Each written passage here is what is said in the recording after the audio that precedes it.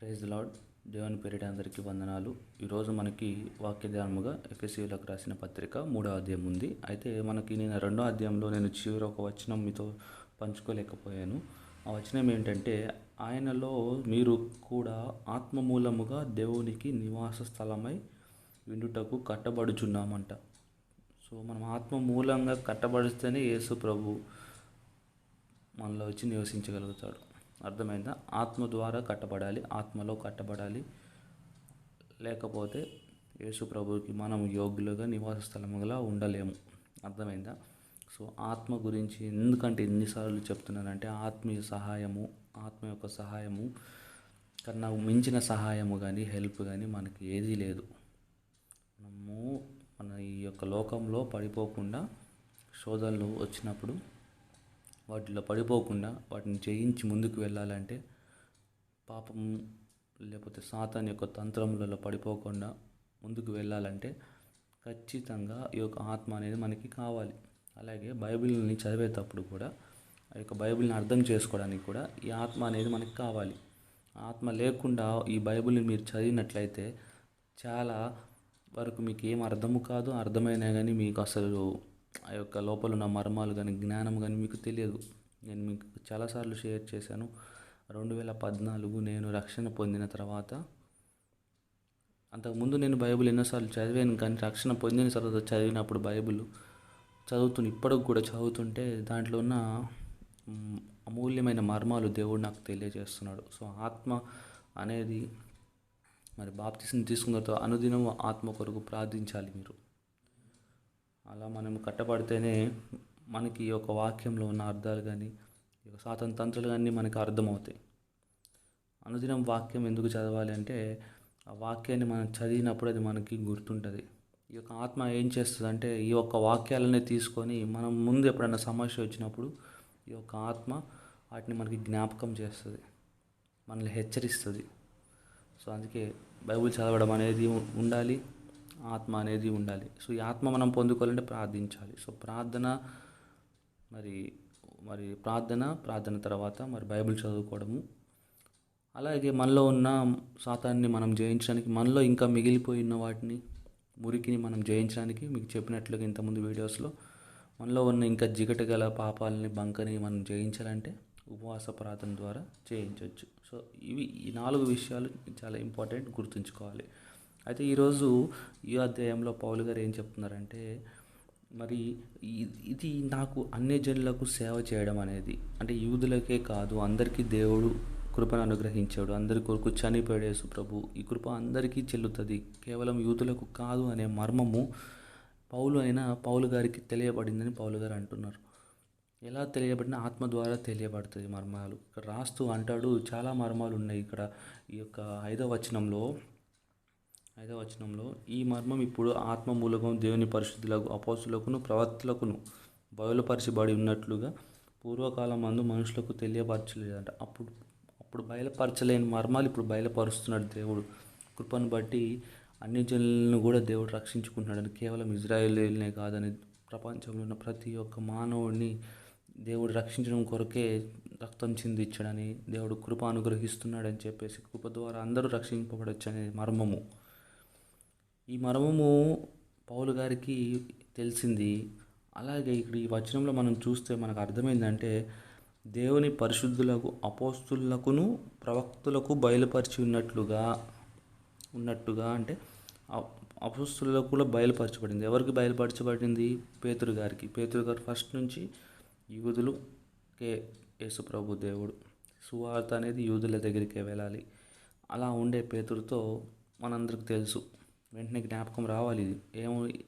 మరి పైనుంచి ఒక ప్లేట్ రావడము, ఆ ప్లేట్లో అన్ని యానిమల్స్ ఉండడము, దేవుడు స్వరం వచ్చి పేతురు వీటిని తిను అని అనడము, పేతురు నేను తినను ప్రభు అనడము. ఇట్లా 3 సార్లు జరిగిన తర్వాత దేవుడు అంటాడు, నేను పరిశుద్ధపరిచిన దాన్ని నువ్వు ఎలా అపరిశుద్ధమని నువ్వు ఎలా అంటావు, అపవిత్రం అవుతావు అని ఎలా అంటావు అని అంటే, అప్పుడు పేతురు గారికి అర్థమై పేతురు గారు తన మనస్సు మార్చుకొని, మరి తనకి ఏదైతే అన్ని జనులు దేవుని కింద రారని, అన్ని జనులకు ఈ కృప అనుగ్రహింపబడలేదని, అన్ని జనులకు రక్షణ రాలేదని, కేవలం యూదులకే రక్షణ వచ్చిందని, ఏదైతే అనుకుంటూ ఉన్నాడో ఆ స్వభావం మారిపోయింది. దీనికి లింక్గా నేను కూడా నా జీవితంలో దీని ద్వారా దేవుడు ఏం మాట్లాడాడని నాతో కూడా మరి నేను కూడా ఒక కులస్తుల్ని ఎందుకో తెలియదు చిన్నప్పటి నుంచి వేరేలాగా చూసేవాడినని, కానీ అదే కులాన్ని నేను ఎంతగానో ప్రేమిస్తున్నానని మళ్ళీ ఇప్పుడు మరి అదే కులం నుంచి నాకు దేవుడు ఎంతోమంది ఆత్మీయ పిల్లలను నాకు ఇచ్చాడని క్రైస్తవ అన్నప్పటికి వేరే కులం అని చెప్పేసి నాకు కొంచెం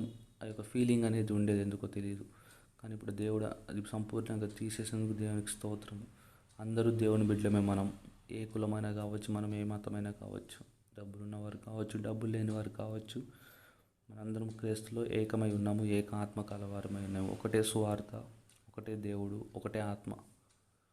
ఆమేన్. Praise the Lord. అయితే ఈ మర్మాలు అనేవి మనకు తెలియాలంటే మనం ఆత్మ ద్వారా ప్రార్థనకి బైబిల్ చదివే ముందు మిమ్మల్ని ప్రార్థించి బైబిల్ చదవమంటాను. ఎందుకంటే ఈ యొక్క ఆత్మ సహాయం కొరకు మనం ప్రార్థించి బైబిల్ చదివినప్పుడు మనకి అది అర్థమవుతుంది. ఇంకా దాంట్లో ఉన్న ఇంకా మీనింగ్స్, ఇన్నర్ మీనింగ్స్ కూడా అర్థమవుతాయి.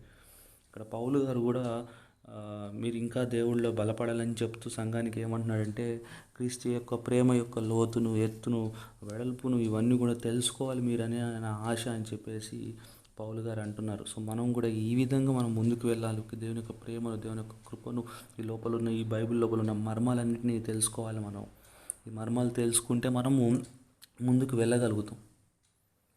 ఈ మర్మాలను తెలుసుకుంటే మనకు శక్తి. ఈ మర్మాలన్నీ ఎట్లా వస్తాయంటే అన్నిటికీ ఒకటే కారణం ఏంటంటే ఆత్మ ద్వారానే ఇవన్నీ సాధ్యమవుతాయి. సో అనుదినము ఆత్మ మీకు తోడుగా ఉండాలని బైబిల్ చదివే ముందు కూడా ఆత్మ సహాయం కోసం ప్రార్థించి బైబిల్ చదవండి. ఒకసారి ట్రై చేయండి. మీరే నాతో అంటారు, అవును బ్రదర్, ఈ యొక్క ప్రార్థించి వాక్యం చదువుతుంటే, వాక్యం చదివే ముందు 5 నిమిషాలు ప్రార్థన చేసుకొని ఆత్మ సహాయం కొరకు ప్రార్థన చేసి బైబిల్ చదువుతుంటే భలే అర్థమవుతుందని. ఎందుకంటే నేను ఒక ఎగ్జాంపుల్ చెప్తాను వినండి. ఇంతకుముందు కూడా ఒకసారి చెప్పాను, అంతకుముందు వీడియోస్లో కూడా. ఒక అబ్బాయి, ఒక అతను తన బైక్ మీద ఐ లవ్ యూ అని రాసుకున్నాడు. ఐ లవ్ యూ అని రాశాడు. ఒక వ్యక్తి వెళ్తూ వెళ్తూ అది చూసి, ఏంటి బైక్ మీద ఐ లవ్ యూ అని రాశాడు, వీడు అప్పుడే ప్రేమలో పడిపోయాడా అనుకున్నాడు. కానీ ఆ అబ్బాయి ఐ లవ్ యూ అని ఎందుకు రాశాడంటే అది వాళ్ళ అమ్మ మీద ప్రేమతో ఐ లవ్ యూ అని రాసుకున్నాడు. ఆ అబ్బాయి మనసులో ఏముందంటే ఐ లవ్ యూ అమ్మా అని ఉంది. కానీ ఈ వెళ్తున్న వ్యక్తి ఐ లవ్ యూ అనేది చదివేసి తనకు తానే వేరే అర్థం అనుకొని ఐ లవ్ యూ అని చెప్పేసి ఓహో ఈ అబ్బాయికి ఎవరో గర్ల్ ఫ్రెండ్ ఉన్నట్లుందని అనుకున్నాడు. సో అదేవిధంగా ఈ యొక్క వాక్యాన్ని ఆత్మ సహాయం లేకుండా, ఇది రాసింది ఎవరు? ఆత్మదేవుడు. సో ఇది రాసిన అతని ద్వారా మనం తెలుసుకోవాలి వాక్యాలన్నీ. వాక్యాలకు అర్థము ఇది రాసిన అతన్ని అడిగితే అతను కరెక్ట్గా చెప్తాడు మీనింగ్. అలా కాకుండా నార్మల్గా మనకున్న జ్ఞానం చదువుకుంటే వెళ్తూ ఉంటే మనకున్న జ్ఞానం చొప్పున ఏవో మాటలు వస్తూ ఉంటాయి, దేనికి పడితే దానికి వాడుతూ ఉంటాం బైబిల్ వాక్యాలని. అలా కాకుండా ఆత్మ సహాయం ద్వారా వెళ్తే ఆత్మదేవుడు మనకి కరెక్ట్గా చెప్తాడు. ఇది నా మీనింగ్. ఎట్లయితే ఇప్పుడు ఆ పెద్ద మనిషి వెళ్ళి ఆ అబ్బాయిని అడిగాడు అనుకోండి, ఏంటయ్యా ఏంది నాన్న అప్పుడే ఐ లవ్ యూ అని రాసావు, ఇంత చిన్న వయసులో ప్రేమలో పడ్డావా అని అంటే అతను ఏమంటాడు, లేదు అంకుల్, ఐ లవ్ యూ అమ్మ, మా అమ్మ కోసం నేను రాసుకున్నాను అంకుల్ అని చెప్తాడు. అలాగే మన యొక్క బైబిల్ యొక్క నిజమైన అర్థాలు తెలియాలంటే మీరు పరిశుద్ధాత్మ సహాయంతో చదవాలి. ఈ విషయం చాలామంది తెలియక హిందూ సోదరులు చాలామంది ఈ యొక్క బైబిల్ని పట్టుకొని ఇష్టం వచ్చినట్లుగా ఎంత ఘోరంగా మాట్లాడుతున్నారంటే ఇంకా వాళ్ళ స్వభావం, వాళ్ళ లోపల ఉన్న నిజమైన స్వభావాలు బయటకు తీసి మాట్లాడుతున్నారు. ఒక పాపి యొక్క పాపంలో కూరుకుపోయిన ఒక వ్యక్తి, సాతాను చేత వాడబడుతున్న వ్యక్తులు ఏ విధంగా మాట్లాడుతారు అనేది ఆ వ్యక్తుల ద్వారా మనకు అర్థమవుతుంది. నిజంగా ఎంత ద్వేషం, ఎంత కక్ష, ఎంత ఘోరంగా మాట్లాడుతున్నా అంత ఘోరంగా మాట్లాడుతున్నారు. ఈ ఈ ఎక్కడ పడితే అక్కడ చిన్న చిన్నవి ఏమన్నా కానీ ఉన్నా కానీ వాటిని తీసుకొని డబల్ మీనింగ్స్ తీసి మాట్లాడుతున్నారు. అలాంటి వారికి అర్థం కాదు. ఎందుకు అర్థం కాదు బైబిల్ అంటే? వారు ఆత్మ సహాయంతో అడగట్లేదు, లేకపోతే బైబిల్ని ఆశతో చదవట్లేదు. కానీ అలాంటి వారి గురించి మనం ప్రార్థించాలి. మనం ప్రార్థించినప్పుడు గొప్ప కార్యాలు జరుగుతాయి. అలాంటి వారు కూడా మా దేవుడు మార్చేస్తాడు. కాబట్టి మనం వాళ్ళతో ఫైటింగ్ చేయాల్సిన అవసరం లేదు, వాళ్ళని తిట్టాల్సిన అవసరం లేదు, వాళ్ళ మీద కేసులు వేయాల్సిన అవసరం లేదు. ప్రార్థన అయితే గట్టిగా చేయండి. ప్రార్థన నేను ఒక వీడియో చూశాను. ఒక వ్యక్తి మరి నార్త్ ఇండియాలో బోధించడానికి వీధుల మీద మరి యేసుప్రభు గురించి సువార్త చేస్తుంటే ఒక ఆడ మనిషి వచ్చి చెంప మీద టపా కొట్టింది. పోలీసులు కూడా ఉన్నారు, పోలీసులు కూడా ఆపలేదు ఆ ఆడ మనిషిని. కేసు పెడతా అంటుంది, మీరందరూ ఎవరు, అసలు ఎక్కడి నుంచి వచ్చింది, మీ అడ్రస్లు చెప్పండి, అది ఇదని చెప్పి బెదిరిస్తుంది, చెంప మీద కొడుతుంది. ఆ చెంప మీద కొట్టినప్పుడు ఆ యొక్క వ్యక్తి ఎవరైతే కొట్టించుకున్నాడో, దేవుని సువార్త చేస్తున్న వ్యక్తి నవ్వుతున్నాడు చక్కగా. ఈమెమో కొట్టి కూడా అరుస్తుంది, అతనేమో కొట్టించుకొని మరీ నవ్వుతున్నాడు. అదే మరి దేవుడు యేసు ప్రభువులో ఉన్న వారికి అదే శాంతి అంటే, యేసు ప్రభువులో ఉన్న వారికి అదే ఆనందం అంటే. యేసు ప్రభువులో ఉన్న వారికి నిత్యమైన శాంతి ఉంటుంది. వారికి చూడండి, వారు కొట్టిన తర్వాత కూడా వాళ్ళకి శాంతి లేదు, అశాంతితోనే నిండిపోయి ఉన్నారు వాళ్ళు.